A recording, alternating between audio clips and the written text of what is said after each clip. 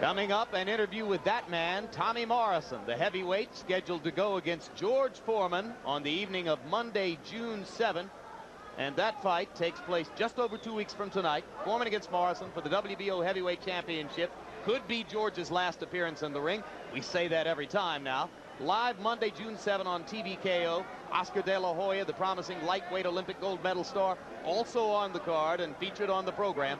Call your cable operator for details of that TVKO special pay-per-view event and how to get it into your home. One shot is made. He's trying to capitalize on one shot. All right. Hopkins is the better school fighter, but this isn't school. Maybe it's more of a schoolyard the way Jones fights, Gil. You know, you're absolutely right, Larry. Hopkins is very, very sound fundamentally. Good stance, snaps the left jab, keeps his hands up. And Roy Jones, with that tremendous talent and quickness that he has, negates a lot of that stuff. And he makes these moves so naturally. He jumps in with punches, I mean, which is a no-no. If he ever gets nailed jumping in, they'll be counting 10. But he's so quick. I'm sure that Hopkins has never been in a ring with a guy like Roy Jones. Jones lands a left hand in close as Hopkins chases him to the ropes. Certainly the more powerful blows so far have been landed by Jones, and Gil, he threw a body punch and another couple of body punches. And two more, but you notice, Jim, that Hopkins, again, with his good fundamental defense, Jones is not able to get off those 5, 6, and 7 punch combinations as we have seen in the past. No, but the body punch did set up a straight right hand, which Jones landed in close quarters. Against the ropes, it is all Hopkins. How do you train for a fighter like Jones, Gil? As we mentioned before, you can't find a sparring partner. Hopkins like that. has probably never seen a guy that fights the way Roy Jones fights. And I've been around a while. I haven't seen anybody, but right now Hopkins is really pressing Jones and making him work. Bang some good body shots in there. Jones is going to have to find a formula for getting off the ropes when Hopkins traps him there, because it is scoring time for Bernard Hopkins whenever he gets Roy maneuvered against the ropes. Couple of left hooks to the body and one up top from Jones. Now Jones turns southpaw and turns back conventional. And Jim, you had mentioned the fact that Roy Jones was having a problem making the weight. If in fact he really had a problem, the latter rounds could be very, very difficult for Roy Jones. Come on, Roy.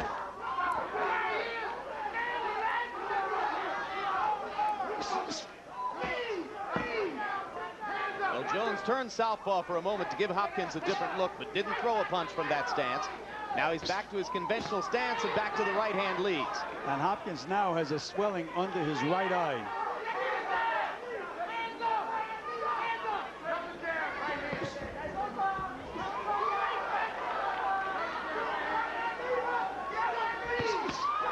Solid punches by Jones. The left hook to the chest landed. The commitment to body punching has represented a big improvement for Jones in this round. That's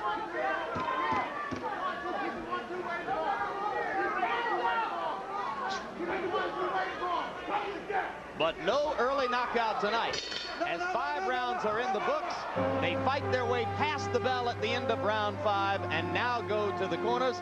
Coming up, we remind you, the heavyweight championship battle between champion Riddick Bowe and the unlikely challenger Jesse Ferguson. Has any man ever earned the right for a heavyweight championship shot?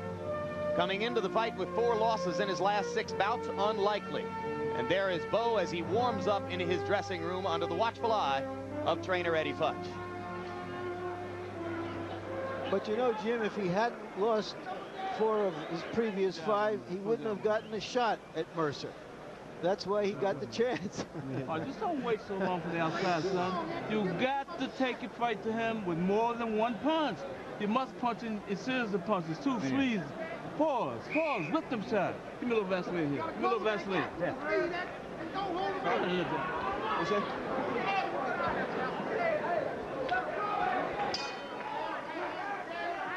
As they go into round 6, according to PunchStat numbers, Bernard Hopkins is landing a paltry 14% of his punches, only 35 out of 250 attempts. Jones only slightly better, 60 out of 239, but that's 25%. If the judges were looking at these numbers, they would have to suspect that Jones has the edge in the bout. You know, Larry, you asked me the question, how would I train a guy to fight Roy Jones? One thing I would tell my fighter if he was fighting Roy Jones was throw your punches at his chest. Don't try to hit him in the head. Throw them at his chest.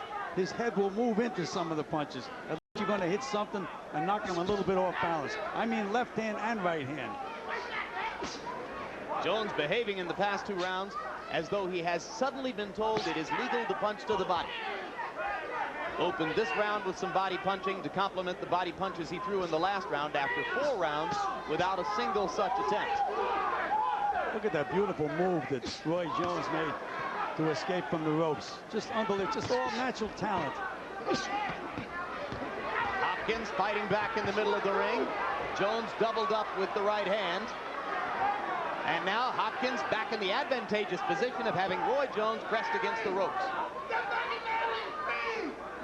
Jones just doesn't have the mechanics to turn that situation around, Gil. Doesn't seem that way.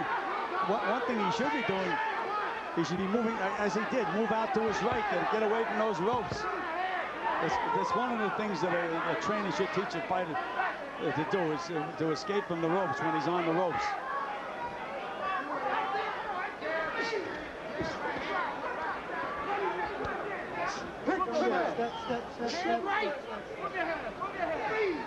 Jones landed a right hand and a left in that exchange, neither doing much damage. Hopkins comes over the top with the right, and Jones ducks under most of it. And Hopkins threw some nice counter punches, short punches to the head after Jones flurried to the body. There's Jones throwing a beautiful double left hook.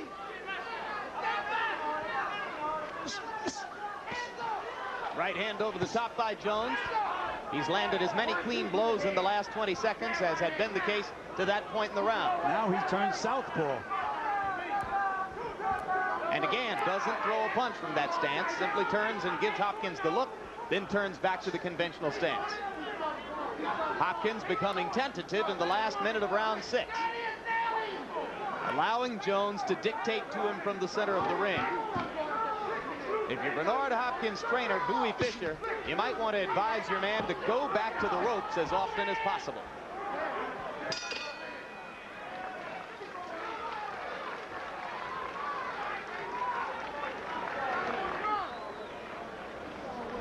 That seemed to be Hopkins' most effective round. He's going to have to get bolder and more aggressive. Harold, give us your score midway through this 12-rounder. Larry, I've got it 6-0, 60-54, Roy Jones Jr. Larry, I just think Roy Jones Jr. is landing the better shots. He's very slippery. In round 6, he used a maneuver that I loved. He shoe-shined him. I mean, it was like a shoe-shine guy, you know, using a shoe-shine rig. Hit him 5 or 6 shots in the body. Beautiful combination. Roy Jones Jr., I think, is just winning on points. I gave that last round to Hopkins, but so far this is a little bit like watching congressmen argue on C-SPAN. Okay, Sam, we looking good. Where to work?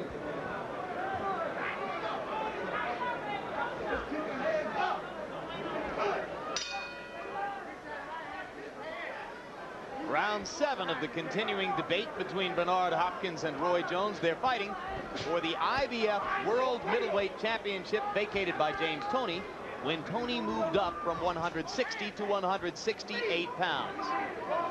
For either fighter, it will be the first world title of his career.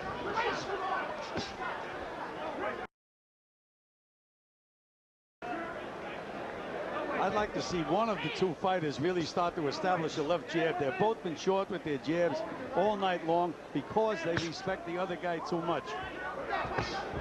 Good left hook by Hopkins.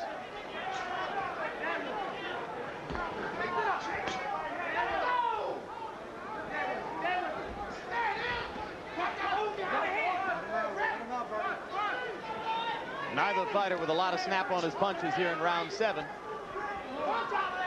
And at this point, Gil, I have to suspect that there is some credence to the story that Roy Jones had trouble making weight and may not be ideally trained for the fight. He just looks lazy in the upper body compared to his previous appearances on these airwaves. Well, it seems to me, Jim, that I mentioned that he was tight before the fight. I don't know whether it's his weight or the pressure of this fight. I think he's a little tight in the fight up to this point. Just let's remember, Hopkins is the best fighter he's ever been in there with, and that's also making him tight.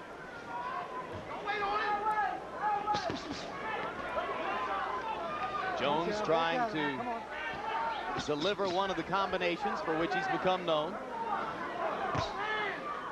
Hopkins, straight left hand. And Hopkins is committing the same sin that Jones commits. Every time he throws a jab, it's short. He tries to get out of the way at the same time he's throwing the punch. Hopkins beginning to duck away from Roy's combinations a little bit. Now he chases Jones to the ropes again. And he muscles him back against the ropes. Look how quick that Jones is, though. Just natural talent. And Jones is starting to counter more effectively off the ropes, Gil.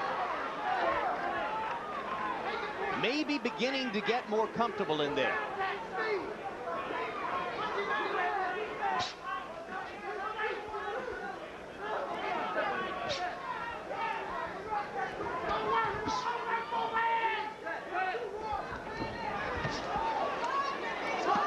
That looked like a Pernell Whitaker escape move with Jones. Looked like he was trying to walk across the ring.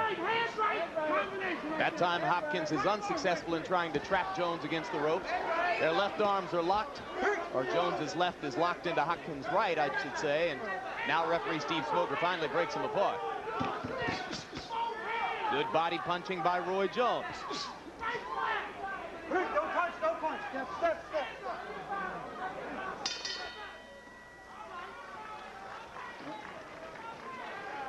So as the tactical battle continues between Bernard Hopkins and Roy Jones, we visit the locker room of one of the most unlikely heavyweight challengers of all time, Jesse Ferguson. Loser of 9 of his last 15 bouts, 4 of the last 6.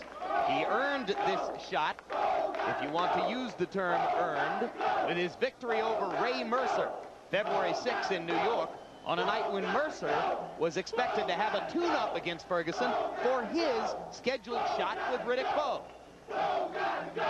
It was a unanimous decision for Jesse, a fight which he dominated from bell to bell, and it gave him the chance to be here tonight.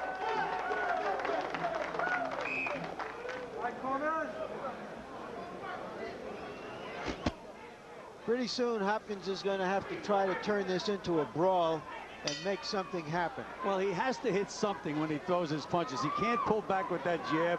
And as I had mentioned earlier, if I had a guy fighting Jones, I'd be throwing punches at his chest. So at least you hit something and you move him with the first punch. And if you move him with the first, then you can hit him with a couple of more punches, hopefully. But he's like Quicksilver, though. He's very, very difficult to hit with solid punches.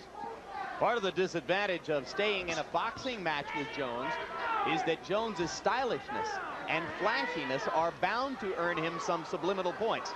Now Hopkins lands a couple of punches and again pins Jones against the ropes momentarily.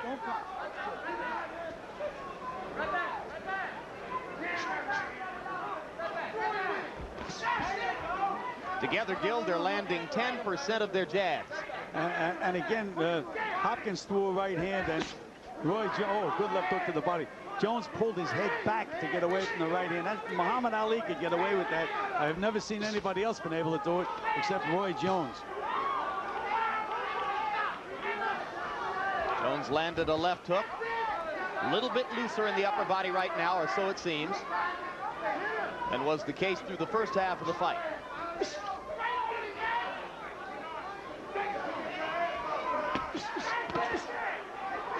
Good right hand by Hopkins. Caught Jones coming in. Another good right hand. 2 good solid right hands by another good right hand. And Jones seems momentarily off balance as the result of the 3 straight right hands from Bernard Hopkins. No warning for a low blow. Jones was just under the belt line with the left hook. That encouraged Hopkins. He's throwing that right hand. There's another right hand by Hopkins on the inside.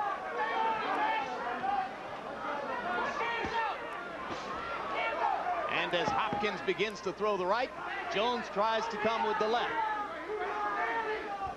Jones is switching to southpaw. He's really trying to confuse Hopkins now. And now he finally throws a punch from that stance, and it's an effective left hook. And Hopkins countered with another right hand.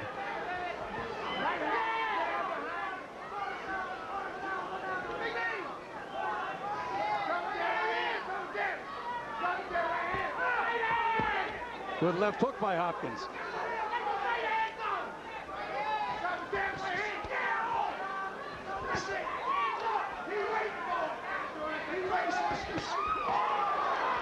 Well, few observers here would have expected this fight to go to a 12-round decision, but it remains mostly a boxing match, now almost 2/3 of the way through the scheduled 12 rounds.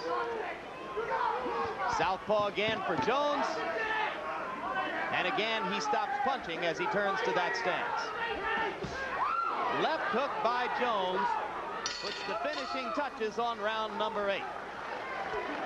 And at the bell, Hopkins went back to his corner and nodded to his people that he thinks he has found something here. Let's get it in there. Let's get that right hand inside. Watch it now. Hold it, Milton. Give me some deep breaths. Be deep. Be deep. Give me some deep breaths. Keep it on his head. Keep it on his head. Got it, baby. Keep getting him angry. Make him change. When he change, we'll catch him. Catch him. Make him what? Over the top. Just a nice round. On his head. Now here's about the first time we've had a chance to show you something significant in a replay. And there you saw it, Hopkins' lead right hand. Get out of there. Touch this lane with body shots. Bang him, bang him. Rough him up. Neither fighter landing a significant percentage of punches. Hopkins landing a very insignificant percentage of punches. Well, now, if Hopkins nodded to his corner and said that he thinks he found the key, let's see if he really has.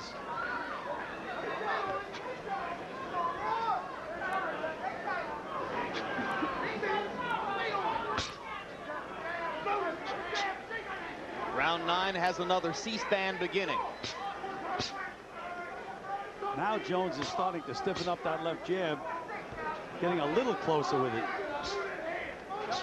Leaning forward more with the upper body, Gil, committing to it just a little bit more. No longer trying to run away and jab at the same time. Left hook as Hopkins comes in. Left to the body by Jones. He's just so quick, Jones. There he made a mistake. He led with the right hand. Missed, but he didn't have to pay for the mistake because he's so quick.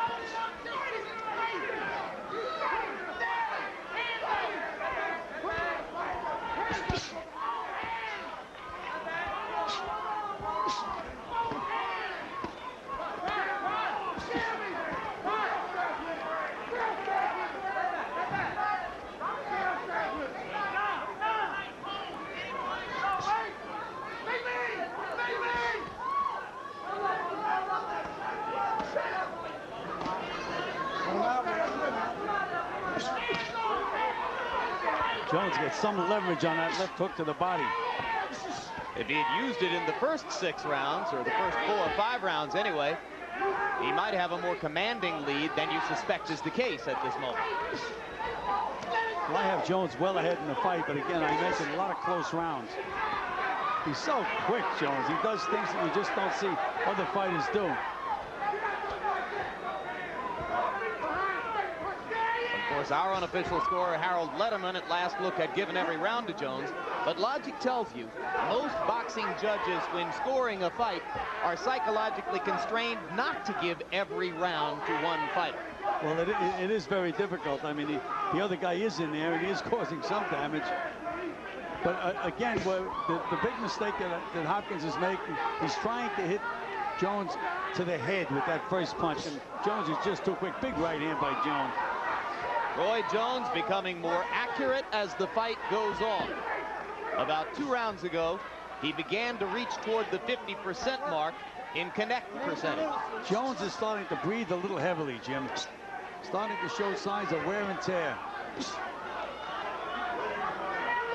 Hopkins leaning on Jones against the ropes. Come here. Step out. Take a